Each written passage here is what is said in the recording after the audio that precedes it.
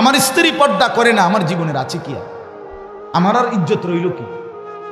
আমার মেয়ের পর্দা, আমার মেয়েটা 16 বছরের, আমার মেয়েটা রাস্তায় বাইর হয়, এলাকার সমস্ত লম্পট ছেলে খারাইয়া মুতে, এই অসভ্য জঙ্গলিরা আমার মেয়েটাকে উপভোগ করে, আমার মেয়েটাকে লোভের নজরে তাকায়।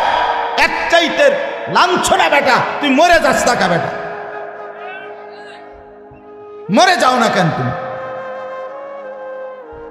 এত বড় বেইজ্জতির পরে আমার মেয়ে কোলে পিঠে করে, যাকে আমি মানুষ করলাম, আমার একটা 2 বছরের মেয়ে আছে, কথার কথা এই মেয়েটা রাতের 2টা 3টা বাজেও যদি আমি ঘরে ফিরি, সব সময় জেগে থাকে।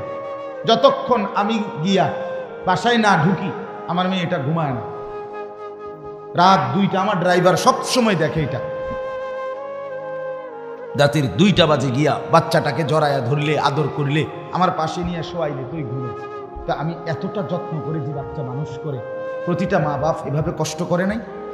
তো বিনিময়ে আমার মাইয়া এখন বাজারে বাজারে ঘুরবো, মানুষের বেড হইতে চাইবো, ফোলাই নেই। আমি তাহলে বাচ্চা রইলাম কেন?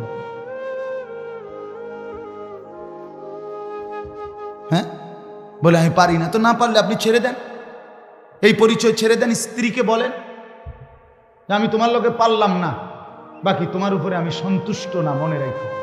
রসুল বলে এই বেডিরে কইও জাহান্নামে যাওয়ানোর জন্য যাতে রেডি থাকে। যার স্বামী অসন্তুষ্ট, তার ওই মহিলার ঠিকানা কোথায়?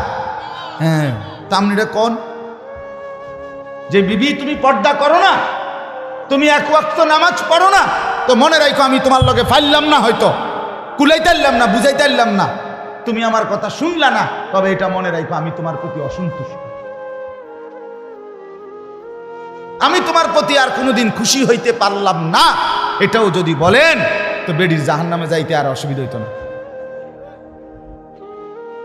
আপনার ছেলেকে বলেন বাপ তুই নামাজ পড়স না, তোর প্রতি বেড়া আমি তোরে পারলাম না, তুই ঘাড় ফাঁক দেস, তুই মাস্তানের মতো চুল রাখছ, তুই তোর বন্ধুরারে পাইয়া এখন আর আমারে পাত্তা দেস না। ঠিক আছে পুত, আমি তোর লগে কুলাইতারলাম না, কিন্তু এটা মনে রাখিস আমি বাপ হিসাবে তোর প্রতি অসন্তুষ্ট, তাহলে ওই সন্তানের জাহান্নাম নিশ্চিত।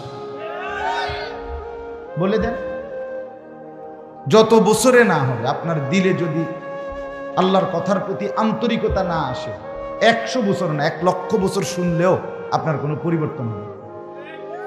এটা গুরুত্বপূর্ণ বিষয়। আমাদের ছেলেরা বদনসিব অসংখ্য, এই কারণে মসজিদে ঢুকছে, পিছনে বসছে, ইমাম সাহেব বেচারা বয়ান করতেছে মনোযোগ দিয়েই, কিন্তু ওই ছেলের ভিতরে কোনো ন্যূনতম